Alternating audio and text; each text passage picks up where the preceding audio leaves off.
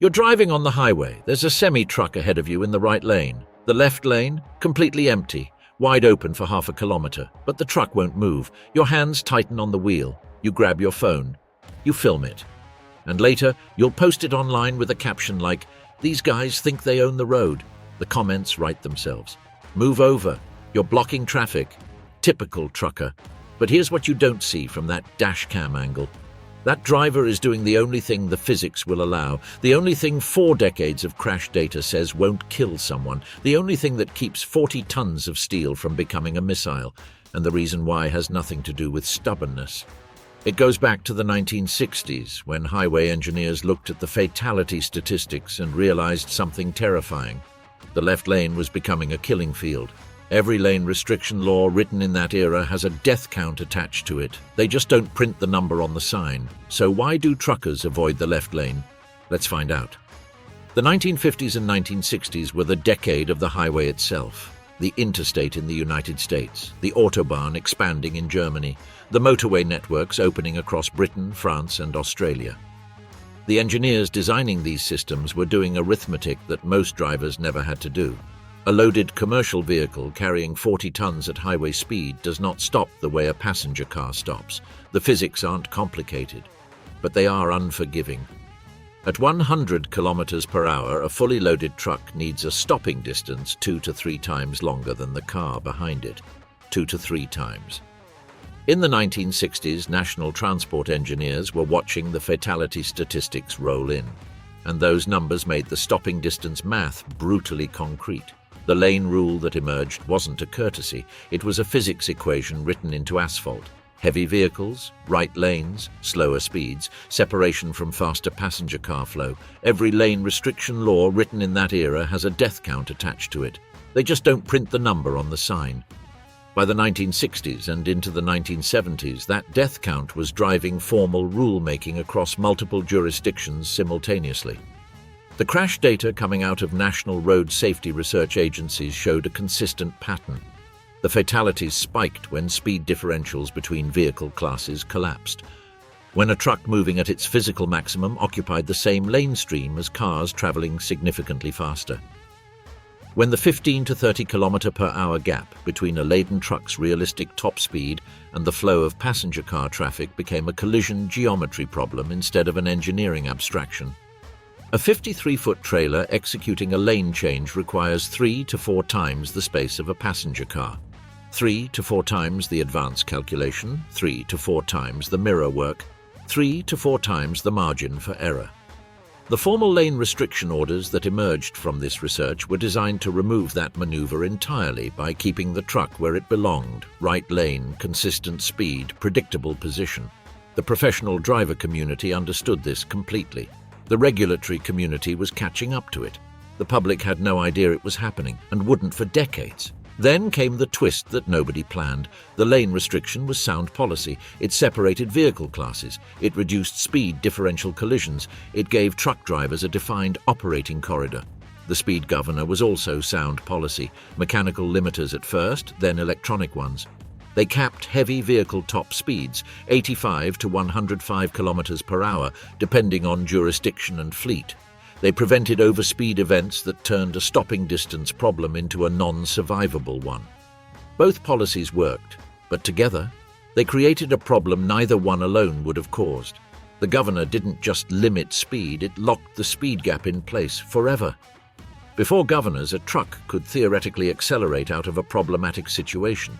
It could match traffic flow in an emergency. It retained some flexibility. After governors, the truck was fixed. Right lane, fixed speed. Immovable in relation to passenger car flow that was legally permitted to travel 20 or 30 kilometers per hour faster. The rule designed to end the tension between cars and trucks became the reason that tension has never ended. And that's the frustration you feel when you're stuck behind that truck. You're not imagining it. The system created it. The system built to make roads safer accidentally created the permanent behavioral signature that would, 4 decades later, fill comment sections with outrage. But in the years immediately following, the professional driving community didn't experience it as outrage, they experienced it as training. The 1970s and 1980s were when the code became official. Commercial driver licensing programs, the CDL framework in the United States, equivalent systems across Europe and Australia, began codifying what experienced drivers had already been doing by instinct. Mirror checks every 5 to 8 seconds. Blind spot geometry memorized before a trainee ever pulled a loaded trailer. Here's what they learned. A 53-foot rig creates a no-see zone extending 2 car lengths alongside and behind the cab, 2 car lengths. In that zone, cars simply disappear. They vanish from the driver's available information. You could be right there, inches from the trailer, and the driver has no idea you exist. The professional learns to manage this zone through movement and timing, not through direct sight, because direct sight doesn't exist there. This is why that truck won't move into the left lane when you're beside it. Not because they're being stubborn, because you're invisible. Right lane discipline was taught not as a preference, but as a default position. The place you start, the place you return to, the place you stay unless there is a specific and justified reason to leave it. CDL training manuals from that era treat lane discipline as foundational, not supplementary. The trainers who wrote those curricula understood that right lane default was not a rule invented by bureaucrats. It was a behavior that the physics of heavy vehicle operation had already made mandatory. The training system was simply giving it a name. It wasn't just a rule. It was the first thing a trainer told you before you ever touched a loaded trailer. The ritual of right lane entry at a ramp merge. The trailer swing calculation executed without drama. The air brake pressure check before a long descent, the hiss of the system venting, the slight shudder through the cab as the brakes loaded, the feel of 40 tons pushing the truck downhill and the driver managing it with brake timing rather than panic. These were the physical language of the professional code. Trucking trade publications and driver union testimonies from that era recorded a culture in which breaking the code marked you as someone who had not yet learned what the road actually was. Shop floor stories say you could spot a new driver from a mile back because they'd drift left the first time the lane opened. The institutions locked it in from a different angle. Through the 1980s and into the 1990s, fleet insurance underwriters were doing their own version of the stopping distance calculation. They arrived at a liability number that made lane discipline a financial imperative as much as a safety one. A left lane crash involving a laden truck, a rear-end event, a squeeze play, a lane change collision produced settlement figures that made a lane violation on a driver's record the kind of item that changed insurance premiums at renewal. Fleet managers received the message. Lane restriction compliance went into driver contracts, into dispatch instructions, into the performance metrics that determined whether a driver was retained. The insurance industry enforced the physics lesson that regulators hadn't fully finished writing, and the behavior that had begun as engineering logic became professional identity. On the road, in the CB radio culture of those decades, right lane discipline became a mark. Something you could see from a distance, something that told other professional drivers who they were looking at. So, let's recap what we know so far. Trucks need 3 times the stopping distance.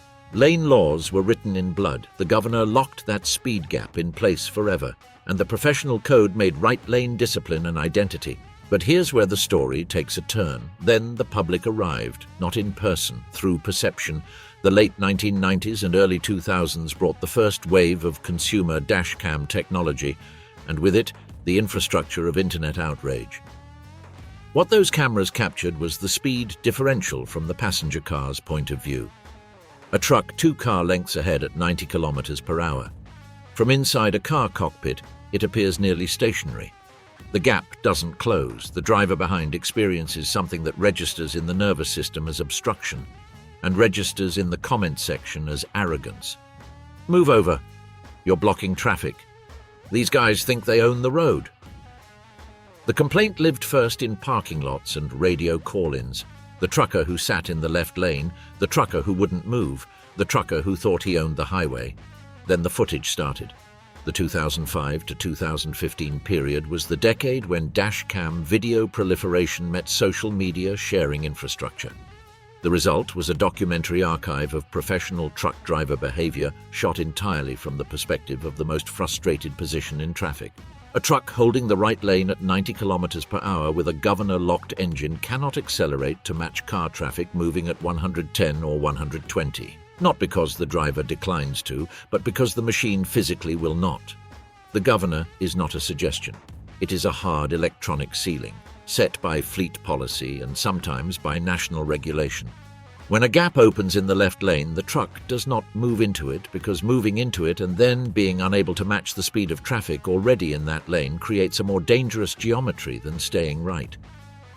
Traffic psychologists studied this phenomenon. They documented the perceptual gap, the way speed differential between vehicle classes is experienced subjectively, not as "I'm going fast," but as "they're going slow."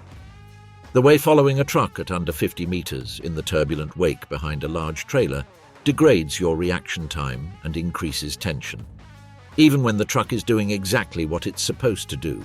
Professional Driver Association spokespersons in that era responded to the viral clip cycle with statements explaining this physics. Those statements received a fraction of the views that the clips themselves did. The gap between professional physics literacy and public perception became a chasm that no press release was going to close. The most disciplined move on the highway became Exhibit A for everything wrong with truckers. The enforcement era that followed was technological rather than human. Through the 2000s and into the 2010s, electronic logging mandates and telematic system deployment gave fleet managers a data stream that included lane change event logging. Every deviation from the right lane recorded, time-stamped, delivered to a fleet manager's dashboard where it sat alongside fuel consumption figures and hours of service compliance data. Drivers who had spent careers making judgment calls about when a left-lane excursion was warranted, to pass a slower truck to avoid a merge conflict, to hold position through a construction zone, now had those calls reviewed by software that did not understand context and did not care about the professional reasoning behind the decision. The code that drivers once followed because their trainers taught them why was now tracked by an algorithm that only knew whether it happened. Lane violations tied to insurance premiums, to performance scores, to dispatch priority in systems where the highest compliance drivers received the best loads. The algorithmic pressure and the professional code pointed in the same direction, but for entirely different reasons. And the difference mattered more than anyone in the fleet management offices understood. The corporate speed governor debate of the 2010s added a new dimension to a problem that was already complicated. When different fleets operate, trucks governed at different speeds, one carrier at 88 kilometers per hour, another at 105, and those trucks share a highway, the physics of passing produce something that professional drivers and traffic researchers call the rolling roadblock. Two heavy vehicles, one attempting to pass the other at a speed differential of a few kilometers per hour, occupying both lanes of a two-lane highway for a pass that takes several minutes to complete. The queue of passenger cars behind them building during that time, the frustration index climbing with each additional vehicle that joins the back of a line that cannot go anywhere until the physics of the pass resolve themselves. Driver union leaders testified in national rule-making proceedings that governor speed standardization was essential, specifically because the rolling roadblock problem was a product of inconsistency.